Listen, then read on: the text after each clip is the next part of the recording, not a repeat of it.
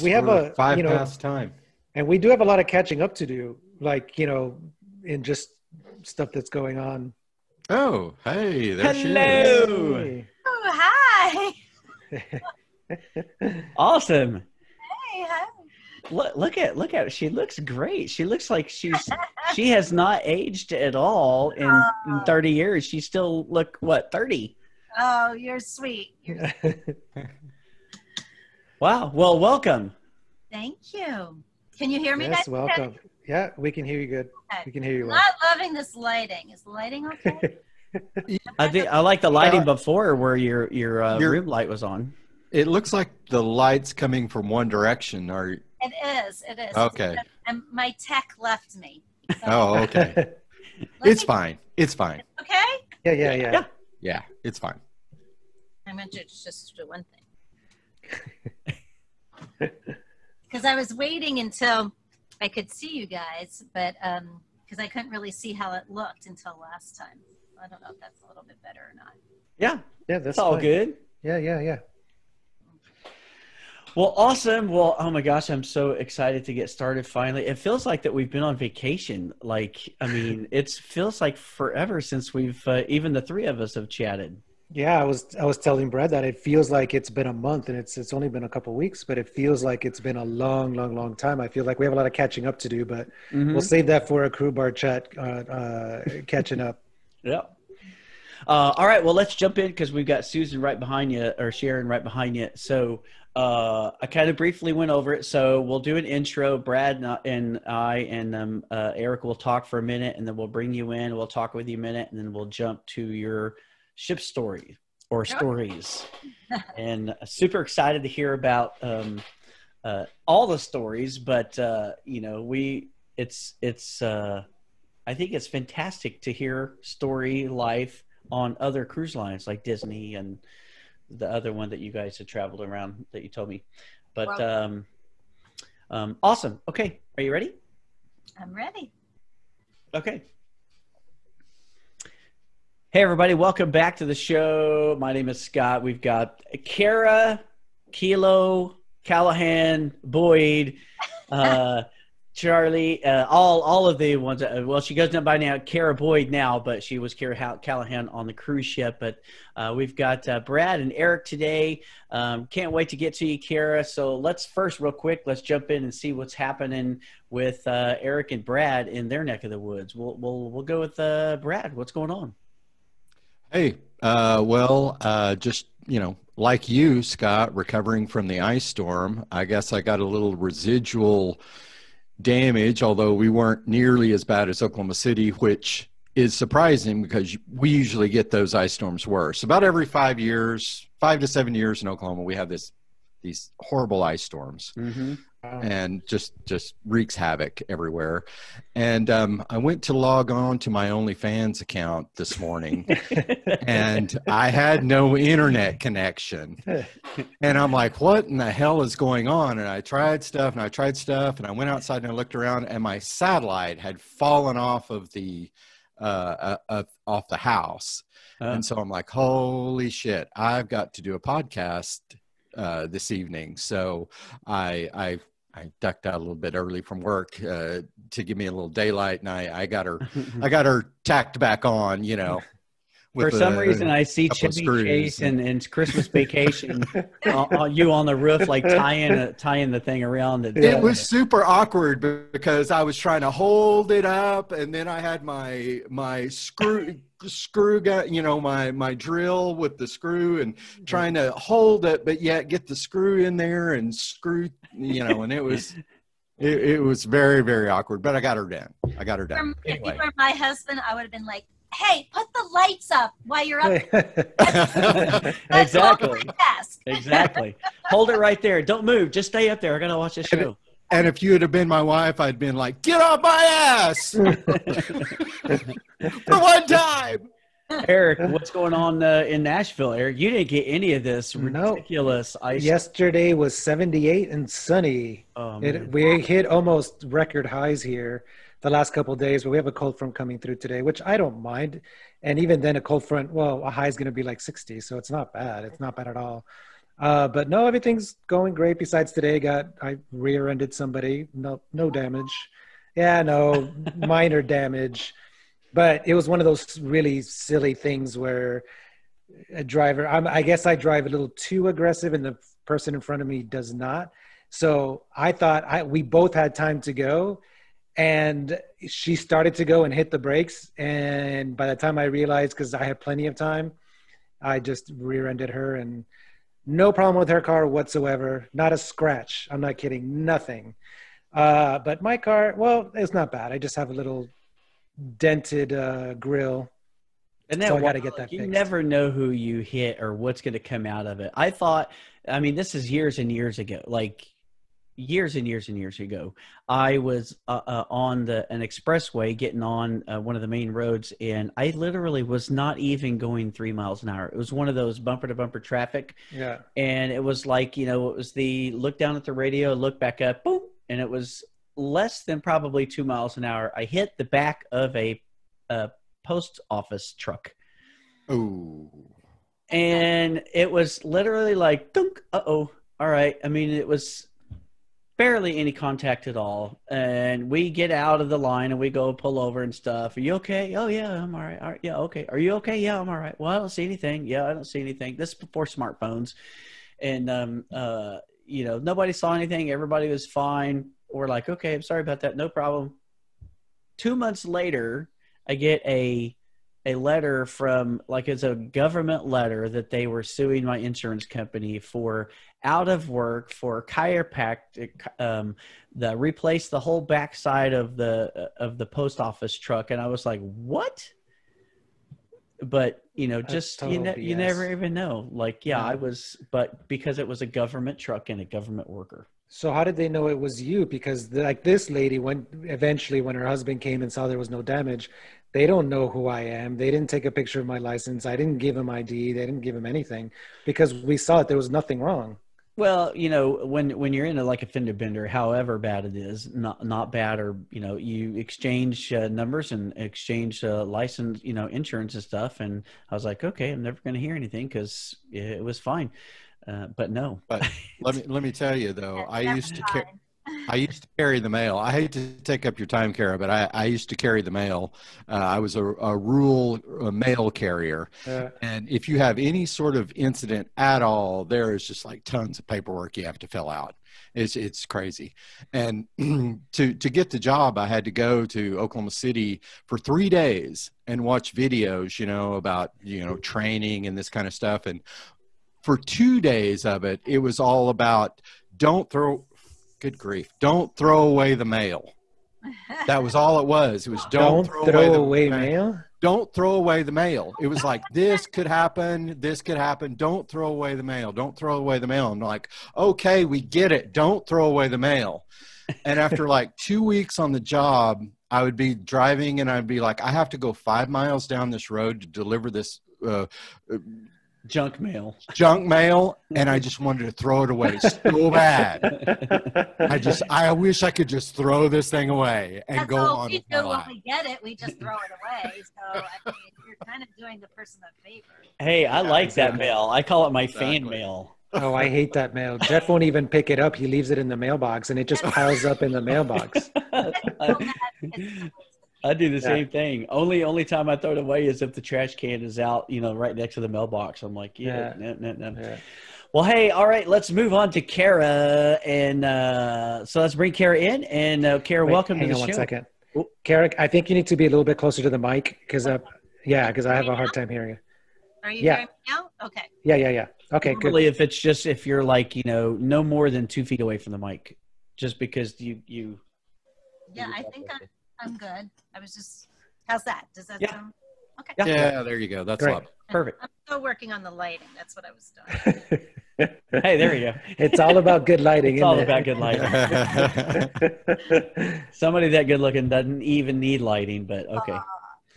All right. Well, hey, let's jump into the show with Kara. Welcome to the show. And let's catch up real quick and see what Kara has been up to for the past 30 years or 25 years or something. What's going on? That just ages me way too much. And, thank you for letting me go down this little trail of my journey, and it's made me a little nostalgic, I have to think, about 1989, joining cruise ships when I was 24. I had a degree in theater and dance. My dream was to be a dancer. I'm 5'2". You can't tell right now, but I'm small. So at that age, you know, I was doing summer stock. I grew up in Philly, wanted to go to New York, the Big Apple, was pounding the pavement, and Broadway was 5'6". 5'6", you could not get even an audition. So anyway, I was so excited. One of my girlfriends said, the cruise ships are having auditions. They want some smaller girls. So that's how I landed my first cruise ship gig with Royal Caribbean. And I know you have a lot of Royal Caribbean stories, so I'm sure you have a lot of stories in that era and dancers doing it. But I'll jump ahead a little bit, but that's how it happened. And my parents were so happy. Oh my God, she's going to actually use her degree. She's going to be with the company. She's going to make money. And long story short, I mean, I didn't grow up thinking I want to be a dancer on a cruise ship. But when I went, there was something about the industry. And I think a lot of us ship people, and I still consider myself a ship person, a ship girl, if you will. You just fall in love with the atmosphere. You fall in love with being with those people who are like-minded, and it's a culture, and then a community and a family. I mean, my ship family, I mean, Scott, he can call me anytime. He's my bro, you know, it doesn't matter how long I haven't seen him or talked to him. And we all, I think, have connections like that. So it's an emotional connection.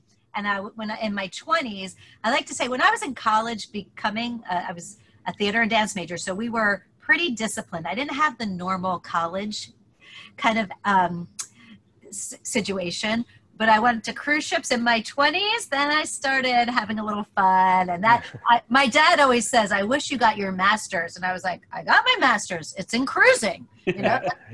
Absolutely. And then I was very fortunate that I had some great leadership that kind of guided me and said, you know what, we think you could do this. We think you could do that. And that led me to being dance captain, being actually a production manager. And that's how I met Scott. Then I got on what was called the new ship team at Royal Caribbean. And as production manager, I took out 6 ships. So everything from the Majesty all the way up to the Enchantment. And that was a great gig. And I loved the rehearsal process. So we were rehearsing in those days in South Beach before they had their studio. So I'd be in South Beach with the cast and the production team rehearsing. Then they would fly me to St. Nazaire or Helsinki, and I would actually sit in the theater while it was being built for 3 months with my construction hat on, and you know, great friends too, and great leaders, and lots of great stories in those days. But eventually you put the ship up, you put the shows up, you do the first contract, and then you're on to the next one. So after 6 years of that, or bringing new ships out, I got a little burned out. And I remember, some of you might remember Gene Hull, the producer. Yeah. He said to me, "What do you want to do?" And I said, "You know, I think I really want to be a cruise director." He's like, "Well, you're on the wrong track. If you want to be a cruise director, you can't be you're behind the scenes doing production." So they shifted me into ACD for Enchantment of the Seas. And that's when I met my husband, a musician, which was scandalous because I was his boss. So I did that. And next thing you know, if you ask me what my favorite ship is, the Enchantment of the Seas is special to me because I met my husband. And I took after Ray Rouse was the original cruise director. King Ray. I followed him as taking over for his vacation as cruise director. Where is Ray Rouse now? He's pretty much retired. He lives in between Boca and England, and spends a lot of time on the golf course. But he's in good health. I haven't talked to him, but I stay in touch with him through Paul Rudder, another cruise director who plays golf with him. So awesome. Yeah, he's doing well. Yeah. So at that point, Royal Caribbean was getting really big. There was about 20-something ships. I was the new cruise director on the block, newly married, and I traveled with a rock and roll band.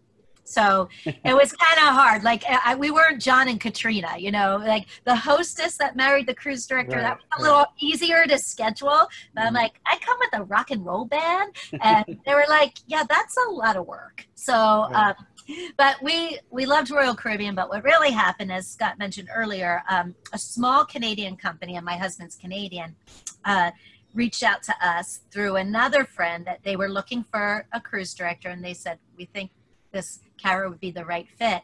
It was expedition style cruising, a small vessel. I think she was the old Aegean of the seas. It was almost like at one point she was a world or a war troop ship. So she had been a hospital ship, she had been a cruise ship. Anyway, wow. They were taking her around the globe. It wasn't mainstream cruising. It was everything. Like I went from shiny big production shows to here's your paper bag, make a show, figure it out. So I had a team of PhDs, and Tim's band, my husband came, and he was basically the orchestra, the show band, the solo guitars, everything. Oh, wow. And we circumnavigated the globe with the same amount of guests, 120 days with the same guests. Wow. And So what kind of cruises did you do? Was it just the same people were on and you just went around the world? It was like a world cruise, around the world for 3 months. So we started in Piraeus, in Greece, picked up the ship, and then we went to Africa. Went to Chile, went to Buenos Aires. We spent them. It was the year 2000, so we spent the millennium in Antarctica. Oh, cool! Oh, wow. So, which was amazing. And at that point, we had a charter cruise on for the YPO, Young Presidents of America, but they were the Canadian factor. So my year 2000, introducing that New Year's Eve cruise, my star act was Art Garfunkel. Oh, wow. Diana Krall, the Chieftains, and then for the kids, we had the Hanson brothers. I don't know if you remember that. Holy cow. Yeah, they spent their money. They're from Tulsa. They're from, my little sister knew those guys. They're from Oklahoma.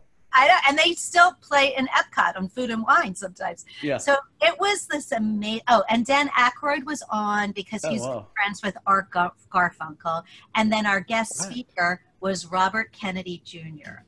Wow. It was star-studded. I mean, and I was so fortunate because we're on this the ship was not bells and whistles at all, but we had this major talent. We're in Deception Island, like in a caldera in Antarctica. We're getting on these little expedition boats, and the penguins are just jumping, and it was just amazing. It was even to this day, those people, even though I only spent a year with them, there's some really true special memories and special friendships. Yeah. But I have to say, it was not easy. It was not an easy gig because we didn't have the state-of-the-art technology. We didn't have the bells and whistles. The ship really was not in good shape. So as much as that sounds exciting, for the most part, my life was problem shooting, crisis management constantly. Oh, and wow. It really, after we did Antarctica, and then we went to Easter Island, we went to Jordan. I mean, I read camels in Petra. Did you see the Easter Island, the Easter the heads? Yes, the Moai. Island, yeah. Oh, wow. That's awesome. I mean, we spent 3 days there, and we also got caught in a tropical storm that the ship was dropping us off, and there was probably about 400 of us that were staying on the island, and 200 stayed on the ship, but the ship was like navigating the island, Easter Island. But then the winds changed, the storm came. I'm sitting on, I'm in this little bistro cafe with my husband thinking, oh, we're going to tender, we're getting back on the ship. The clouds, I mean, it was like a typhoon. So the next thing you know, we're in crisis control. This is a very small island. I'm on the pier with the shore excursion manager. We've got like hundreds of guests, and they're older guests. These guests were probably 60 and up. These were like, if you can sail for 4 months, you're going to be an older person retired. Retired, yeah. It was a bucket list cruise, like a lot of individual stories there, like people who were cruising for really special reasons. Anyway, we spent the whole night, like literally locals were coming up to us going, my house is open, I can take 4. and the hotels, Wow. we had people lying down on the lobby. They didn't have hotel rooms for us. So we spent the whole night just shipping people in the storm from the pier to hotels to house, like locals, just opening their heart. I don't even know how my husband did this, but he somehow found a Jeep and he would just drive people to me, and I was standing at the front of the hotel just taking them in, like dispatching, and I'd be like, where are you going? He's like, there's 6 more down the road, I'm going to get them. Wow. So we did that until like 3 a.m. and I have to say, it's one of those moments that the people who really rise above, like, you know, Right. you have good people on your Yeah. team, Yeah. but when they're really tested, they rise above, and then the people you think are rocks crumble right before you. And I can tell you right now, with no names, that hotel director was in the bar drinking the whole night. And I was Wow. out in the street, like grabbing these people and putting blankets on them and bringing them in. They didn't have their medications. They were scared. They were cold. My lips were blue. But, you know, so then we got everyone in. We got everyone safe. It's like the entertainment staff in that ship that sank. You guys were saving the people, and the captain told everybody to abandon ship, and they were the first ones off. Yeah, Yeah. that's exactly what it was like, Scott. And then the next morning, it was a beautiful day. Like, it would never happen. But we were trying to make Pitcairn Island, and I don't know if you guys know Pitcairn. It's a very Yeah. special place. So the captain, and it's back when we have radios. So the captain's saying to me, if you don't get everyone on the ship, we're not going to make Pitcairn. And I'm like, Captain, I'm doing my best. I'm getting everyone. We're like, okay, people, go, go, go. And, you know, again, now getting them back to the pier, getting them on tenders, whereas before the tenders were just, we couldn't Yeah. even get them on. Luckily, it was calm. But then the sole survivors, there was a group of entertainers, like a magician. I didn't have a lot of entertainers, but I had a couple specialty acts flying in and out. So some high-end family took them in. They're like literally having brunch on their patio. And I couldn't find them. And I finally, like, I was so rude, but I just flew into the house. I'm like, you guys, in the John, kitchen. Dan, we got to go. Oh, yeah, like, get on here. I'm like, thank you very much for your hospitality. Ow. You know, and then so we made it to Pitcairn, and but I'll never. By the way, Pitcairn Island, mutiny on the Bounty. Just so everybody yeah. knows. Oh, Yeah. okay. So when I was pulling up with that last tender, it was kind of emotional because we did have, like, to recap, it sounds a little fun, but it was a rough experience. And I couldn't even imagine the sigh after that was all done.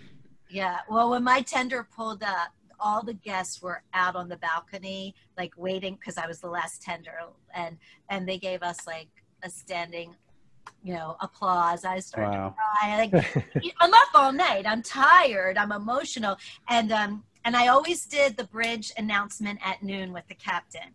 And they were like, Kara, just go sleep. I'm like, no, I got it's my noon announcement. And I went up to made my noon announcement. And my catchphrase for that cruise is like, whatever you do, I hope you're having a wonderful day, and I'll see you all around the ship. So I ended with that. And I think I slept pretty well that night. But what happened was, up until that point, we had a lot of issues on board, and but that brought us together as a community. And we were probably like halfway in. And then the guests came to me and they said, there's so many stories we want to share. Everyone has a different story. What happened to them on that pier, who they were with. Did they wind up in someone's house? Did they wind up in a hotel? Did you help them? Were they sleeping on a lobby chair? So we did a whole night, and everyone just had an open mic and shared their story. And it was really emotional. Oh, wow. And That was great. the guests really came together at that point. That was a pivoting role, a pivoting point of the cruise. And then the cruise got better, and we went and did these amazing things. And it wasn't the way we originally planned it, but it was pretty amazing. But I do remember getting off that ship again in Greece, and I had a little twitch in my eye. I walked up, and then my husband and I and a small group of us, we decided we're already in Greece. We're going to go to Santorini and just chill out for a week. So that's what we did. But I literally remember getting off that gangway, and I was like, my eye is twitching. I'm affected from this. But It was an amazing experience, and that's just a little bit. I mean, we've had everything. We actually had a suicide on the ship as well. We had some really, as you guys know, being ship people, there's happy stories, there's sad stories. We had people who were sailing because they knew they were terminally ill and this was their last bucket list. So it was really an impactful cruise, but I'm so glad I got to do it because my other two companies are so mainstream and a lot of money behind them. So this was really kind of rough and ready and the salt of the earth, but the people on that cruise were incredible. It's like a family, like everybody just came together like a family. So what was the number of guests do you think on that ship? Do you remember? Did you say 100 and something? No, that was 120 days. It was about 600 guests. Oh, 600 guests. So it's still, I mean, it's a small ship, but it's bigger than, about Sun Viking size, or maybe a little bit smaller than that. But yeah. What were the, on an older ship like that, what were the crew quarters like? Were they a lot tinier than Majesty-ish? It's funny because some of them were bigger. So some of us had guest cabins because the ship was not full. But the crew quarters were, as in every cruise ship, there were some really small and then some more leadership that were a little bit bigger. But there were so many things wrong with the cabins. Like literally one morning I got up and my cabin was always leaking and I was the cruise director, but I didn't want to complain. There were so many things. The guests were having issues that I was like, I'm not going to complain. I can rough this out. But I got out of bed one morning and I literally put my foot down and I was ankle deep in water. Oh no. And I was like, okay, I kind of have to complain about this now. I kind of have to go see that hotel director who did not like me. It was funny. Eventually they changed my cabin, but many nights, leaks, floods, we dealt with it all. We really did. That's a problem with the older ships. I mean, they're great to sail on. They have a lot of ambiance and everything, but it's just constant problems, just constant breakdowns and that kind of stuff. That's what you have to deal with on those older. But see, like on the best cabin I had at sea was on the Sun Viking. It was on the oldest ship. It was for a crew purser. We were up on the bridge deck, and I had and you had the windows. The actually windows opened. It was fantastic. It was the biggest and the best cabin. I didn't like that I was on the bridge deck right across from the radio room because everybody knew, like senior officers knew what was going on if you were up in that section. So I didn't like the location, but the cabin was great. But the Sun Viking was only from the 70s. Yes. I think we're talking about 40s and 50s ships. That's a different, right, Kara? Yeah, this was a ship. And it's a whole different world. It's a whole different world on those. Yeah, it was pretty incredible. But man, the radio officer, I remember those days of a radio officer going up there and spending tons of money to call home. That was expensive, very expensive. To end my little story about the OE1 or the Ocean Explorer, the company was called World Cruise Company. But I was still gung-ho. The leadership team met us in Piraeus after the ship, we debarked all the guests, and I was ready. The exciting thing about it was they were letting me design the next cruise. So they're like, here's the itinerary. So it was really, you got to be so creative and say, and make all the programming instead of having a production company hand it to you. Like I really got to do some really cool creative stuff. So we were designing the next cruise, but they expanded too quickly and they went bankrupt. So my husband is Canadian. We were in Toronto. We were actually going downtown to the office designing the cruises during the summer. So we both lost our job in one phone call, which is always tough. And now, I mean, here we are again with COVID. Right. So I just flooded the industry with our resume. And at that point, we were still newly married. And Royal Caribbean was always good to us, but they were like, we can't guarantee you're going to be on the same ship. And that was important to me. So Disney had interviewed me before, but they had said, we're not using musicians. So just ironically enough, sent my resume back to the man who originally interviewed me, and he said, hey, guess what? Great news. We now are taking musicians on, and we only have 2 ships leaving from Port Canaveral. So I'm like, my chances are pretty good to be with my husband. So I'll take those odds. So that's what led us to Disney. And at the time we were, we were ready to start a family. So I was really excited about the family product. It was something that I hadn't really experienced before. I was a Disney fan, but I really didn't grow up going to the parks because I lived in Pennsylvania and my family didn't have money to. I'm one of 7, so they weren't going to fly us all to Florida. Florida was so exotic to me. Like I remember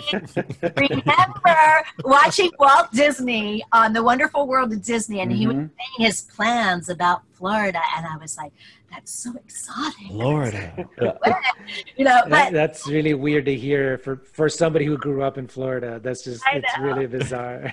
Well, I think when we were young, like you're going to, Kara, like when we were watching TV really young, I think a lot of people thought Florida was Disneyland. Like that's all we heard and knew was Disney World and Disneyland. We didn't know that Florida was, outside of Disney. It's so true. And I had a lot to learn about Disney. I knew like the overscope, but I didn't know the true product and the culture. And as a female leader, like it just really was a different way that, like, I have to say, OE1 and even Royal Caribbean back in the day when I first joined, there were very few females on board. There were dancers, crew staff, and pursers, maybe. No one else in any other department, and let alone being a female leader. So it took me a while to get to cruise director in that position. So, and then OE1, amazing experience, but that was led by a Greek team. And that was tough. Now, was that OE1? Was that after Royal Caribbean? Yes. Yeah. So what year was that? More or less. That was 2000. That was the okay. 2000. So and I'll tell you, the Greeks and the captain. I mean, talk about like. Honestly, right now, that would be like the perfect textbook of what not to do. Like everything from sexual harassment to poor leadership to just like dysfunctional. But it was a great lesson. And then I went to Disney, which was so like, that's a we're gonna do the right thing. Yeah. We believe in diversity. We believe in honesty and openness and collaboration. So. It was really a great culture change for me. And I was telling Scott earlier, what I'm most proud of was being on the ship, and we did start our family, and I was the first female cruise director to have a baby on board. And what? Wait. You had a baby on board? The ship. So I did not birth the baby on board. Okay. But so I'll tell you a fun Oh, little I thought that I'm earlier. disappointed. I was like, what? I'll get there. So we had one reason we didn't start our family right away is because we were always traveling. And then when we did the world cruise, we had to go to Africa. I had to take malaria pills, not to get too personal, but you can't get pregnant at that time. And then we came to Disney and they're like, okay, you got to get established. And my certain insurance didn't kick in until you're with the company. But I'm now 36 and I really want to have a baby, but I don't want to give up my career. So talked to some of my leaders and they said, you know what, we're going to support you. We have male officers on board that their wives travel with them. As we all know, we call them wives on board. And, but I said, I'm going to come up with a plan. I don't want to give up being cruise director for Disney, but I don't want to give up having a chance to have a family. Mm-hmm. So we worked it out. Within the policy is if you're an officer of my level, you could have your family on. So I could sign in family members, husband, children, and on my contract. So that's what I did. And I also, because I was working and my husband was working, my first cousin was our nanny. So she sailed as the nanny. Oh, wow. In an emergency situation. I mean, as you guys know, you're working 24/7 around the clock. Now there's better. Now I think the whole industry is more regulated, but back in those days, we were pretty much still doing a double shift a day. So, but let me back up a little, because when we were trying to get pregnant, and you know how your ship family is your ship family, a very dear friend, Teresa Bally, some of you may know. Oh, yeah. She married Ozair. So Ozair and Teresa are on board. And Teresa and I are both at the same age, and we're both like, our whole life has been cruising. We've married our husbands, but we're both saying like, we want to start a family. So she knew I was trying. And I said to her, I confided in her one day, I said, I think I might be pregnant. And she's like, well, let's go get a test. I'm like, well, no, it's embark day. It's busy. I got things to do. At that time, I was assistant cruise director. So she said, no, we're going down to the ship's hospital. So we go down to the ship's hospital, and the doctor gives me a test, and he sits me down. He's like, you're pregnant. And he didn't really know me because, you know, they're like a third party. I actually didn't know the ship doctor that well at the point. Later on, and different doctors I did. But I think he thought like I was this young girl who wasn't married. Right? He told me in this weird way, like, okay, brace yourself. And I'm like, he goes, I said, that's amazing. And he's like, you're excited? I said, yes. I said, my husband and I have been trying, and yes, we're excited about this news. And it was just kind of weird. And then of course, it's embarkation day. So I have to run up to boat drill. Then I have sail away party. Then I have the welcome aboard show. And my husband and I'm not going to see him until midnight. But of course, Teresa knew that I was going to the ship's doctor. So she's like grabbing me and she's like, quick, come in my room. She's like, oh, what happened? So of course, so I wind up telling my best friend, Teresa, that I'm pregnant before I tell my husband. I don't see my husband until midnight, like that night, or even later, because he was the band. He was working later. Always starving after the gig, right? And I think anyone that works on shifts, you know, when those dining room closes, you can't get any food. So I had the privilege of having room service. So I ordered him a tuna fish sandwich and French fries. And I just wrote a little note, dear daddy, enjoy your dinner, love baby boy. And I just left it on the end of the bed and I was asleep. And that's how he found out. Wow. That's a great story. But it's like, but that's ship life, right? I think we've all had like these touching moments that you still got to do your thing, but you know, you make the holiday, you make the birthday. And for us, it was finding out we were having our first child. That's awesome. That's fantastic. It sounds like Disney was ahead of the curve because, and I won't mention, there was certain companies that I know that if they found out you got pregnant, they would send you home. They wouldn't let you keep working. That's changed now, but you know, going back 20 years, they would send people home. There was this one girl who I guess hid her pregnancy the entire time and had the baby on board. Like she went into labor and the doctor on board. And, you know, there's no medical equipment really to take care of infants and babies. Oh. But she, you know, she was very small and she was able to hide it with those uniforms. She was a stewardess and they had the baggy, you know, tops. And so she hid it the whole time. And she gave birth to a baby on board. Well, that's great. I wonder if that baby has like dual citizenship. Yeah, I wonder where the ship was. Is the baby's name Born? Jason, baby. Both Liberian and Liberian or Bermuda or wherever the ship is registered. That's the nationality, right? Yeah, that's crazy. So our policy was that I could be, because I'm a communicator, so I wanted to make sure I did this right. So the policy was you could be up to 24 weeks pregnant, and then you had to get off the ship. And then technically in those days, like it was contract. So they just worked with me. HR worked with me. They said, we're just not going to offer you your next contract until at that time, the infants were allowed to come on at 3 months. Now it's 6 months, or if you're doing a transatlantic, a year. Yeah. So they just basically said, we're not going to offer you. You go up to 24 weeks. We won't offer your contract until the baby's 3 months. And my husband continued to work on board. So in that way, in many ways, they were amazing and they were ahead of the curve. But I will be honest, it was never easy because a lot of people put me under the microscope. You know, they were like, I was the cruise director with the baby. So I always had to go above and beyond because God forbid something went wrong and they'd be like, well, you know, she has a baby, you know? So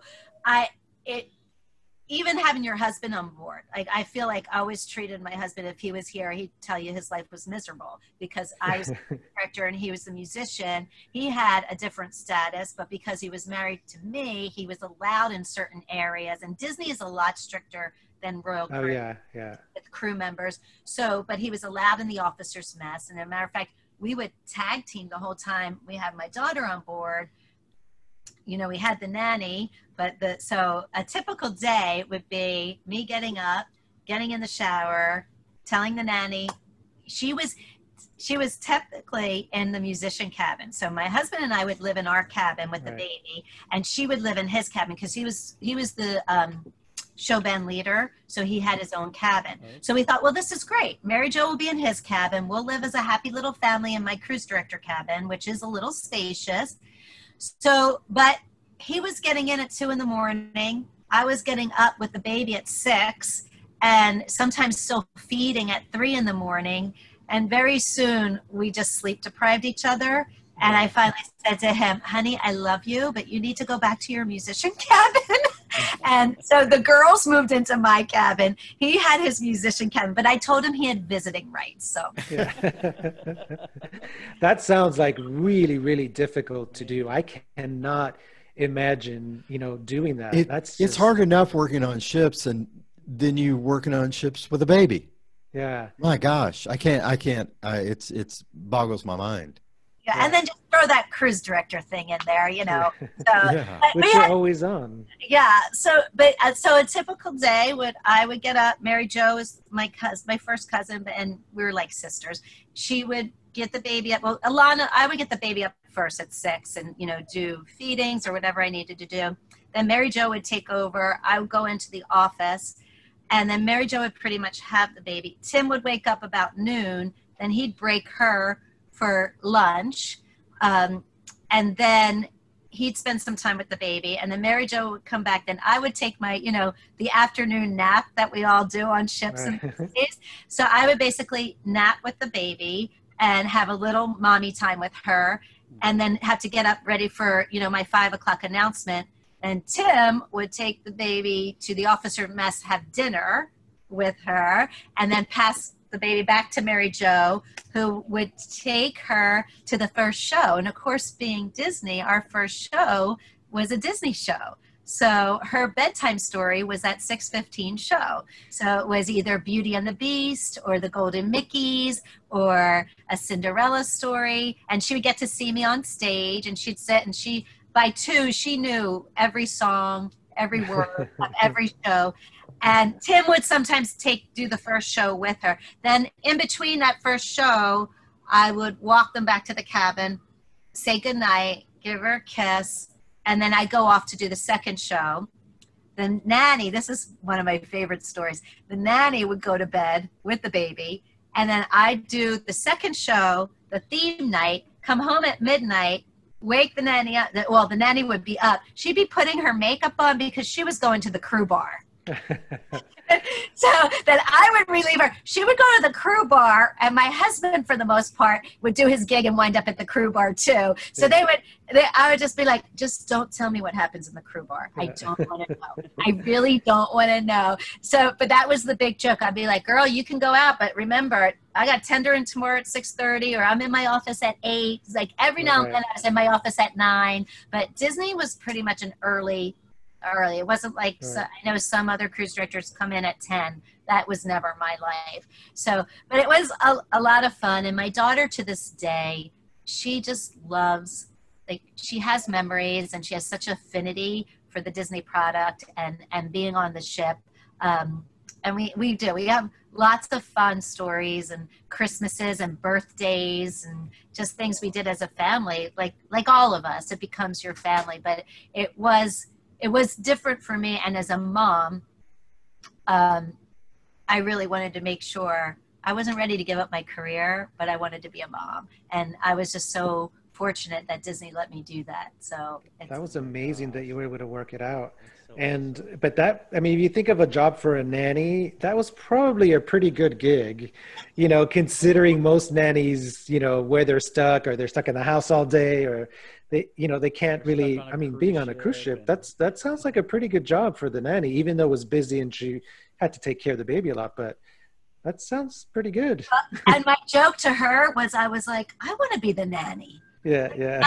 Like they're going to Castaway Cay. They're spending the day at the beach. Yeah. You know, she's up by the pool. And when Alana was learning to crawl, all she did was crawl up the ship's stairs. And like, I would be going around doing my thing, and I'd see my daughter in the net, and Mary Jo was so funny. She's like, we're just crawling up the stairs again. You know, like we're spending hours crawling up the stairs, but that's what they did. And anytime she heard my voice on the announcement, I don't know, this is so funny, but she would go like this. Like, put her head up, like, mama, you know, like this voice. And that was a joke too. And then as she got older, she got a little wise. Like, she was a little spoiled because, of course, everyone knew her. So now she's 3 and 4. And the princesses are stopping by our cabin. Like, Cinderella's like, oh, well, I just thought I'd come say hi to Alana. And, you know, and Alana's living in this world.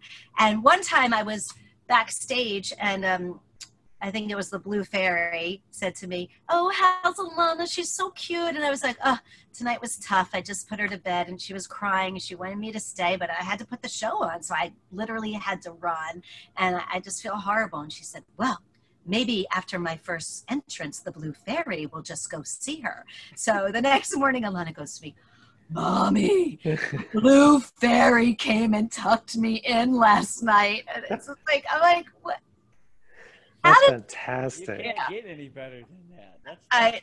I know, it was crazy. But then I will say one scary part, and I started to think as a mom, like, maybe this is going to be disturbing to her later. Like, how does she adjust?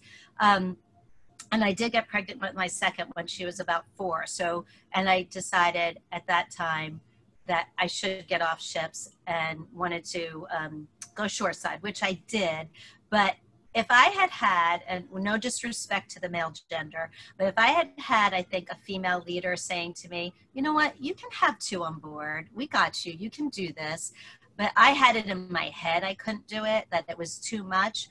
And I also was thinking Alana needs to transition to like a regular social atmosphere before she went to kindergarten. And I really didn't want to take on homeschooling at that time. But so I'll never forget, we're transitioned now. Now I have my second baby. I have Alana. She's about 5. And I did a short stint with Beaches and Sandals. I was their director of entertainment, and we were flying to Jamaica to visit one of their resorts. And I hear a scream. And I know, you hear a scream. You're like, oh my God, that's my kid.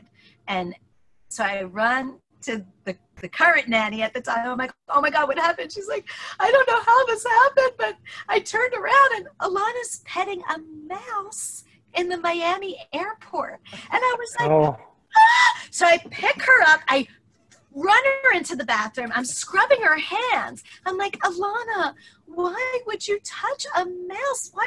And she said, well, Mommy, Cinderella, her friends are mice. I was like, okay, wait, there's something seriously wrong with it. Okay, we got to start over now. Stranger danger. Because on the ship, I was always like, you say hi to everyone. You're friendly to everyone. Every time you see the captain, you're friendly to the captain. I'm like, okay, now I need to teach her about the real world, and we don't pet rodents.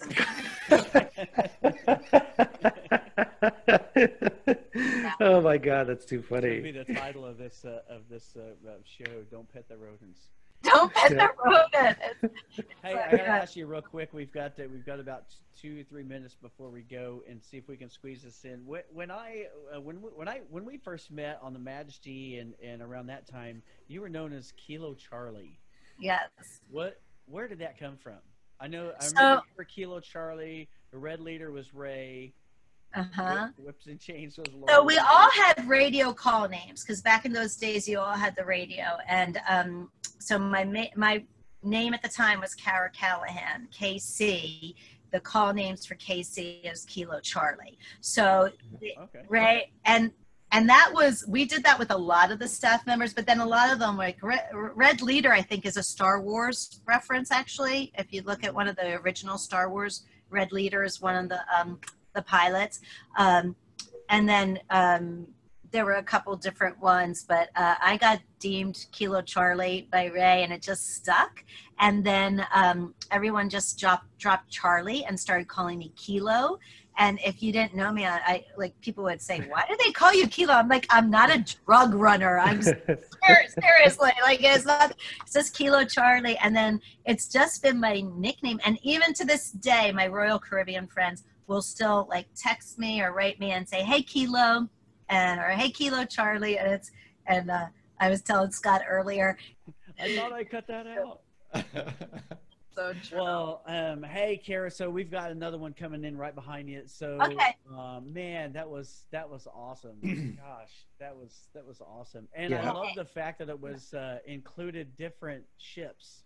We'll have to have you back again for some Royal Caribbean stories or Disney stories or the Canadian stories. And no, I would love to. This was fun for me too. Hey, it's my passion. I love the cruise industry, and I think it's there for next generations, and I hope we're all going to recover from this and be back stronger than ever.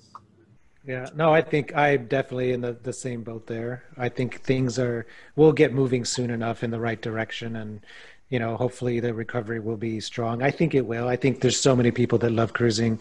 My mom is already booked for 2 cruises next year. So hopefully she'll be able to sail. But I mean, I think it'll come back. And it's great to see you again. It's been a super long time. I remember, I mean, I saw you at the reunion. I think I sat at your table at the reunion with Julie. Yeah, we sat at the same table at the reunion.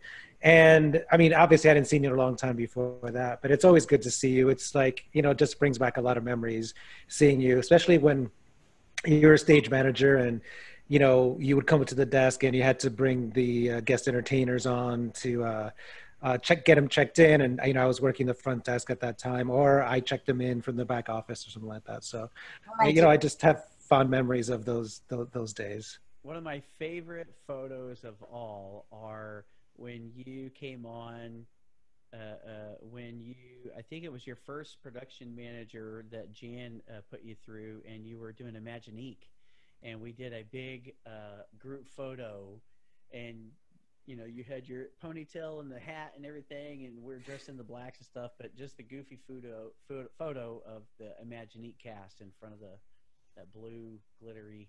Yes. Sprayed on. I have that picture. Glass. Yeah. That's why I wore black, a tribute to the black shirts, Scott. Yes. There you go. I still have my black shirts with the red anchor. Oh my gosh. Oh wow. A couple of them anyway. No, I'll have to wear one. It's great to see you, and Brad, so good to connect with you as well. This has been a joy, so thanks so much.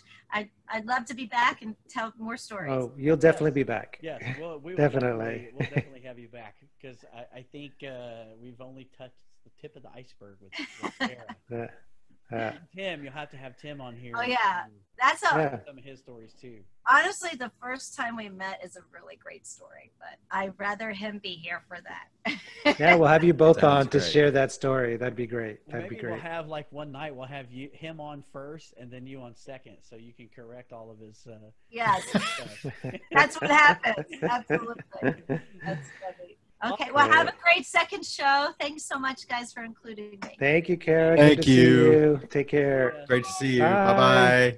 Bye-bye. Bye. Ciao. It's always great. I mean, it's just so nice to see her again. And that was really good. Yeah. And she's just, again, that chatty person, really easy to talk to. Just, exactly the way I remembered her. I love it. She just took it. She just took it and ran. Yeah. Didn't have to